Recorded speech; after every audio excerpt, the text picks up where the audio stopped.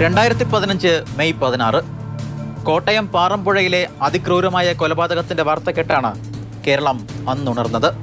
പാറമ്പുഴയിൽ dry cleaning സ്ഥാപനം നടത്തിയിരുന്ന ലാലസൻ, ഭാര്യ പ്രസന്ന, മൂത്തമകൻ പ്രവീൺ എന്നിവരാണ് കൊല്ലപ്പെട്ടത്. ഡ്രൈ ക്ലീനിംഗ് സ്ഥാപനത്തിലെ ജോലിക്കാരനായ ഉത്തർപ്രദേശ് സ്വദേശി നരേന്ദ്രകുമാർ ആയിരുന്നു കൂട്ടക്കൊലയ്ക്ക് പിന്നിൽ.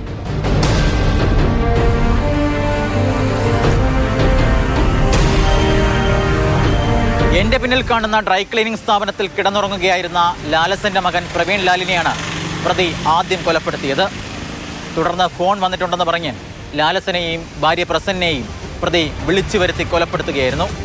ചിലപ്പം തൊഴിൽ സംബന്ധമായിട്ടൊക്കെ അദ്ദേഹത്തെ വഴക്ക് പറയുമെന്നൊക്കെയാണ് നമ്മുടെ അവിടെയുള്ള ആളുകളിൽ നിന്ന് മനസ്സിലായത്. ഇത് തമ്മിലുണ്ടായ ആ പ്രശ്നത്തിൽ ഇദ്ദേഹത്തിനെ രാത്രി കൈക്കോടാലിക്ക് അടിച്ച് കൊലപ്പെടുത്തുകയും അതിനുശേഷം ഇലക്ട്രിക് വയർ ഉപയോഗിച്ച് കണക്ഷൻ കൊടുത്ത് ഒരു വൈദ്യുതിഘാതമേറ്റു മരിച്ചത് എന്ന് വരുത്തി തീർക്കുന്നതിനുള്ള ശ്രമം നടത്തി. ഈ മകനെ കാണാതെ വന്നതോടുകൂടി അമ്മ അന്വേഷിച്ചെത്തിയപ്പോഴാണ് അമ്മയും ഇദ്ദേഹം കൊലപ്പെടുത്താൻ ശ്രമിച്ചു. മൂന്നാമത് ഈ ഇവരുടെ അച്ഛൻ ഇവരെ രണ്ടുപേരെ അന്വേഷിച്ച് കാണാതുമ്പോഴത്തേക്കാണോ അച്ഛനെയും കൊലപ്പെടുത്തുന്നത്. അതിനുശേഷം അയാൾ ഇവിടുന്ന് രക്ഷപ്പെടുകയും ചെയ്തു.